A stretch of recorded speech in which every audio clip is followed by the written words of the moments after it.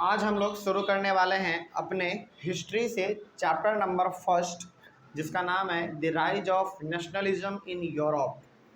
देखिए, ये आपके क्लास 10th हिस्ट्री से चैप्टर नंबर 1 स्टार्ट होने जा रहा है।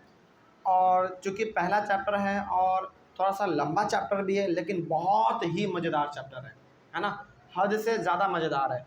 मज़ेदार इसलिए है क्योंकि इसमें आपको ये समझने को मिलेगा।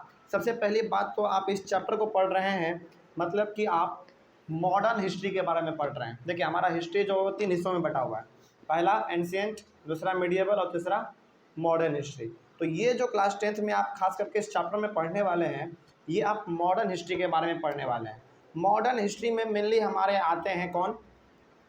अंग्रेज़ लोग जो थे ना, जैसे ईस्ट इंडिया कंपनी हो गए, फिर से पोर्टुगीज हो गए, फ्रेंच हो गए, डच हो गए, ये सारे लोग जो भी हैं, ये आते हैं हमारे मॉडर्न हिस्ट्री में, जो कि आज हम लोग स्टार्ट करने वाले हैं। हम लोग यहाँ पे डच ये सब के बारे में तो नहीं पढ़ेंगे, लेकिन हम लोग यूरोप में किस प्रकार से नेशनलिज्म फैला। अब बार बार आपके सामने एक वर्ड आ रहा है, नेशनलिज्म। इसका मतलब क्या है ना। चलिए समझते हैं हम लोग, इसी के बारे में पढ़ना ही है, तो थोड़ा बहुत और हम लोग जान लेते हैं पहले इस चैप्टर के बारे में। इस चैप्टर को पढ़ने का हमारा मकसद ये होगा कि किस प्रकार से यूरोप क्या एक देश नहीं है, यूरोप एक कंटिनेंट है। तो यूरोप में बहुत सारे हमारे छोटे छोटे देश मिल के तब जाके हमारा यूरोप बना है ना। यानी कि यूरोप कंटिनेंट है, तो उसके अंदर बहुत सारे हमारे छोटे छोटे देश होंगे। इसके साथ ही साथ आपको इसमें ये सीखने को मिलेगा कि यूरोप में किस प्रकार से लोगों को न्याय मिला, किस प्रकार से लोगों को वहाँ पे जो भी बुराई था उस पर किन प्रकार से इन लोगों ने जीत हासिल किया, है ना। किस प्रकार से इन लोगों ने अपने राइट को अचीव किया, इनके बारे में ही हम लोग पढ़ने वाले हैं। तो मोटा मोटी देखा जाए तो नेशनलिज्म इन यूरोप में हम लोग ये पढ़ने वाले हैं कि किस प्रकार से लड़ झगड़ के यूरोप के लोगों ने वहाँ के शासक से अपने आज़ादी को छीना, है ना, अपने आज़ादी को उन्होंने हासिल किया। तो इसी के बारे में हम लोग पढ़ेंगे। देखिए, अब आपको समझना पड़ेगा कि आखिर नेशनलिज्म होता क्या है। नेशनलिज्म का यदि हिंदी मतलब देखा जाए तो इसका मतलब होता है राष्ट्र प्रेम, देश प्रेम, राष्ट्रीयता, है ना। इस प्रकार के शब्दों को हम लोग इस्तेमाल करते हैं नेशनलिज्म को समझने के लिए। लेकिन ये तो वर्ड हो गया कुछ बहुत ही खास हिंदी वाला हो गया वर्ड, है ना। लेकिन इसका मतलब क्या है? देखिए, पहले के समय में ना नेशनलिज्म का मतलब होता था कि अपने हक के लड़ाई के लिए जो लड़ा जाएगा, है ना, जो चीज़ हमसे छीना गया है वो चीज़ हमको यदि पाना है, उसके लिए यदि हम आवाज़ उठा रहे हैं, उसके लिए यदि हम आगे बढ़ रहे हैं, तो वो हमारा नेशनलिज्म कहलाएगा। यानी कि यदि लोगों को अपना राइट चाहिए, तो यदि उसके लिए वो आगे बढ़ रहे हैं, लोग जिसके द्वारा वो सताए गए हैं, यदि उसके ऊपर वो प्रोटेस्ट कर रहे हैं, आंदोलन कर रहे हैं, अपने राइट को वो वापस ले रहे हैं, तो उस समय पे ये कहलाता था नेशनलिज्म। लेकिन समय के अनुसार जैसे जैसे हमारा समय बदला, नेशनलिज्म का मतलब तो वो रहा, नेशनलिज्म का मतलब तो जो पहले था वो भी आज भी मतलब वही है। लेकिन नेशनलिज्म के मतलब में थोड़ा सा बदलाव ये आ गया कि नेशनलिज्म का मतलब ही होता है कि यदि आप अपने देश के हित के लिए कुछ कर रहे हैं, तो वो हमारा नेशनलिज्म कहलाएगा, है ना। कुछ भी यदि आप ऐसा कर रहे हैं जो कि देश के भलाई में जा रहा है, देश के हित में जा रहा है, देश के प्रोग्रेस में जा रहा है, लोगों के हित में हो रहा है, तो वो नेशनलिज्म कहलाएगा।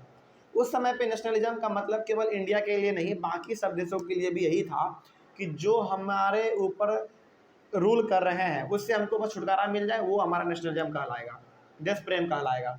वो उस समय पे था। लेकिन आज के दौर में नेशनलिज्म वर्ड अपने आप को इम्प्रूव कर चुका है, अपने आप को वो बदल चुका है।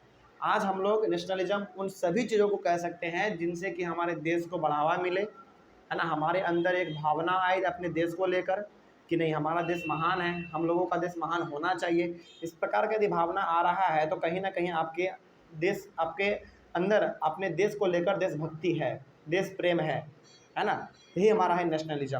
तो यदि मान लीजिए कोई इंसान है जो कि गरीब बच्चों को खाना खिला रहा है, तो वो भी नेशनलिज्म है, वो भी देशभक्ति ही है। क्योंकि यदि आप लोगों को खाना खिला रहे हैं, गरीब बच्चों को खाना खिला रहे हैं, तो कहीं ना कहीं आप उस कंट्री को आगे बढ़ने में मदद कर रहे हैं, है ना। क्योंकि कंट्री हर किसी के सहयोग से आगे बढ़ता है। आप आगे बढ़ रहे हैं लेकिन गरीब बच्चे छूट जा रहे हैं, तो वो आगे फिर नहीं बढ़ा हुआ कहा जाएगा। लेकिन आप क्या कर रहे हैं, गरीब बच्चों को खाना खिला रहे हैं, तो कहीं ना कहीं आप कंट्री में भी आप कंट्रीब्यूट कर रहे हैं कंट्री को आगे बढ़ाने में, तो वो भी नेशनलिज्म कहलाएगा। मान लीजिए आपका मन कर गया कि ठंडे के समय में हम 100 इंसान को, यानी कि 100 ऐसे लोगों जो कि फुटपाथ पे रात में सोते हैं ठंडे के समय में, हम उसको कंबल बांटेंगे, तो वो भी नेशनलिज्म है, वो भी नेशनलिज्म है। मोटा मोटी यदि कहा जाए तो देश के भलाई के लिए, वहाँ के रहने वाले लोगों के लिए यदि आप कुछ करते हैं, आवाज़ उठाते हैं, उसके बारे में सोचते हैं, उसके लिए आपके अंदर में एक फीलिंग है ना, वही हमारा कहलाता है नेशनलिज्म। लेकिन यहाँ पे हम लोग इन सब चीज़ों के बारे में नहीं पढ़ेंगे, यहाँ पे हम लोग पढ़ेंगे कि आखिर यूरोप में किस प्रकार से लोगों को राइट मिला, है ना, किस प्रकार से लोगों को वहाँ पे आज़ादी मिला, वो अपने जीवन को किस प्रकार से अच्छी तरीके से जीने लगे, है ना, उनको अपना राइट मिलने में किन किन समस्याओं से उनको समाधान, यानी कि किन किन समस्याओं से उनको लड़ना पड़ा, है ना, क्या क्या समस्या उनके सामने आया, इन्हीं के बारे में हम लोग आज पढ़ेंगे। जैसे यदि हम लोग, जैसे आपके चैप्टर नंबर 3 में ही है नेशनलिज्म इन इंडिया, है ना, उसमें आप ये पढ़ेंगे कि किस प्रकार से भारत के लोगों के अंदर अपने देश के लिए देश प्रेम जगा और किस प्रकार से उन्होंने अंग्रेजों के खिलाफ लड़ के अपने आज़ादी को हासिल किया, है ना, तो ये आप उसमें पढ़ेंगे। तो हर एक कंट्री में, हर एक कंट्री का अलग अलग नेशनलिज्म होता है। इंडिया का अलग देशभक्ति है, यूरोप का अलग है, फ्रांस का आपने क्लास 9 में पढ़ा वो अलग था, है ना। तो हर जगह पर कहीं ना कहीं हम लोग पहले कह सकते हैं कि हर जगह पर वहाँ पे किसी न किसी लोगों का कंट्रोल था, है ना, और वो गलत तरीके से लोगों को ट्रीट करता था। तो उन्हीं सब चीज़ों से छुटकारा पाने के लिए हम लोगों ने अपनाया किसका रास्ता, नेशनलिज्म का, है ना।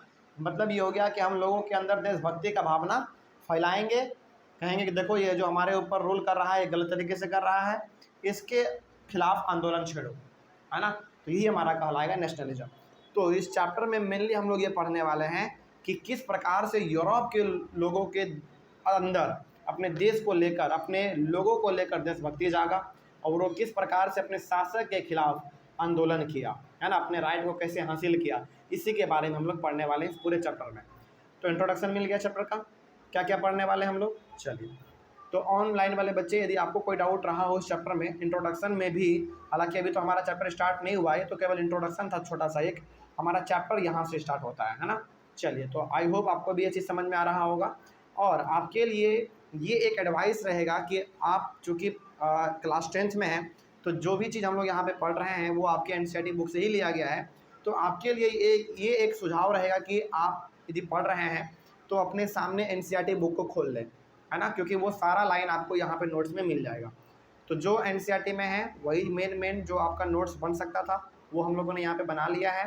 तो आप एक बार अपने बुक को सामने रखें, क्योंकि आपके बुक में कुछ फिगर भी दिया हुआ है जो कि आपको इस चैप्टर को समझने में आपको बहुत ही मदद करने वाला है।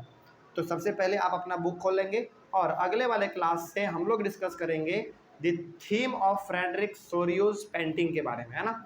हालांकि ये टॉपिक देखिए बहुत बार ना, जब हम लोग इस चैप्टर को पढ़ रहे होंगे इस नोट्स के द्वारा, तो बहुत बार आपको इस चैप्टर में, हालांकि खास करके मेरे नोट्स में ये सब टॉपिक आपको नहीं मिलेंगे एनसीईआरटी में, लेकिन हम लोग अपने बेटर अंडरस्टैंडिंग के लिए, अपने अच्छे तरीके से समझने के लिए हम लोगों ने एक टॉपिक ही बना लिया है जिसमें कि आप केवल और केवल फ्रेडरिक सोरियो का पेंटिंग के बारे में पढ़ेंगे, है ना। तो ये टॉपिक आपको एनसीईआरटी में तो नहीं मिलेंगे, लेकिन कंटेंट आपको मिल जाएंगे। तो हमने क्या किया है आप लोगों के लिए, आप अच्छी तरीके से समझ पाएँ, नोट्स बना पाएँ अच्छी तरीके से और एग्जाम में आंसर लिख भी पाएँ, इसके लिए हमने यहाँ पे अलग अलग एक टॉपिक ही बना लिया है ना। तो टॉपिक के हिसाब से भी आप पढ़ते चलेंगे तो आपको समझ में आ जाएगा। बस आप अपना बुक आपके सामने रखें, है ना, और सब चीज़ आपको यहाँ पे हर चीज़ मिलता जाएगा। तो जो आपके बुक में कंटेंट है वो चीज़ आपको यहाँ पे भी मिलेगा। तो अगले वाले क्लास से हम लोग स्टार्ट करेंगे अपने चैप्टर का यहाँ से, ठीक है। चलिए, thank you very much and have a nice day.